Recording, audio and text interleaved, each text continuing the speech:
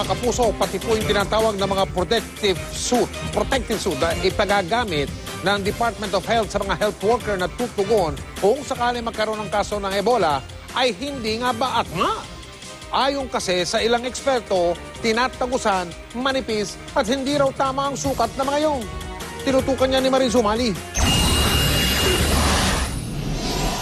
Ito ang mga protective gear at equipment kontra Ebola na ibinida ng San Lazaro Hospital. Simple ang prinsipyo, kailangan nakatakip mula ulo hanggang paa ng magsusuot nito.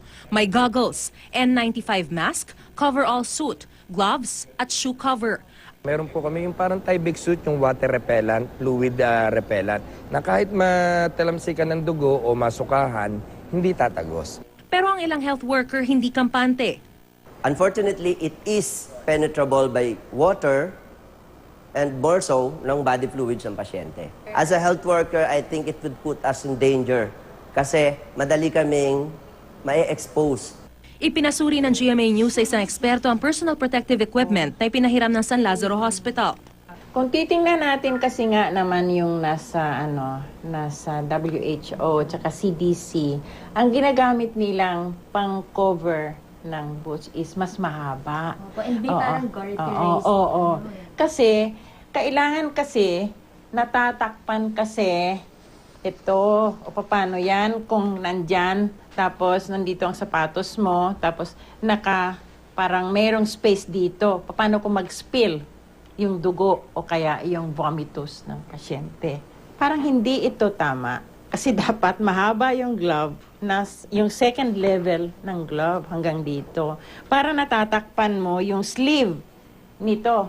Itong sleeve na to, natatakpan mo ng isang glove pa hanggang dito. So, kailangan yan. Okay. So, yan ang glove. Manipis. Ang recommendation is kahit na meron kang yung N95 mask, it's better na meron talagang shield pa rin. Face shield ang tawag doon.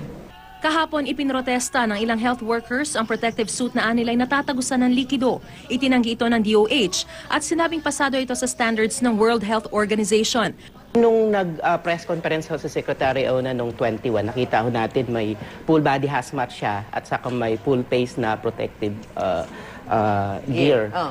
Pero nung training noong 28, ang ginamit nga ay sinubukang iba na po. Tapos nung nilagyan ng ating mga kasamahang health worker ng tubig, tumatagos. At supposedly yun daw ang gagamitin at i-distribute sa mga public hospitals. Galing Department of Health. Hindi po yun yung ginamit sa training sa RITM. Yan po sigurado po kami. Yung PPEs po, hindi po namin basta-basta pinamimigay. Naka-preposition siya sa ilang hospital at ilang regional centers. Gagamitin lang siya kung kinakailangan. Kasi buwis po ang bumili nun. Hindi po pwedeng basta-basta ipamigay. Iba daw yung susuotin sa laboratorio. Doon sa Tsaka sasalubong. iba yun sa nasa labas. Tama ba? Yes, yung health workers. Pero pareho po itong hindi na penetrate. Mariz Umali, Nakatutok, 24 Oras.